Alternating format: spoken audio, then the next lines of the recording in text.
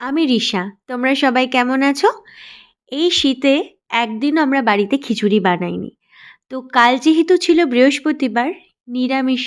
তো তাই ভাবলাম বাড়িতে খিচুড়ি বানাবো। আর খিচুড়ির সঙ্গে ছিল লাবড়া আর ছিল বেগুন ভাজা। আমি এই বেগুনটাকে না একটু অন্যরকমভাবে ভেজেছিলাম কাল। আমি একটা ব্যাটার বানিয়েছিলাম। ব্যাটারটার মধ্যে ছিল চালের গুঁড়ি, বেসন, নুন, হলুদ আর কালো জিরে আর কিছু না। ব্যাটারটা একদম পাতলা বানিয়েছিলাম। ওই ব্যাটারে ডিপ করে আমি ফ্রাই করে নিয়েছিলাম বেগুনগুলো।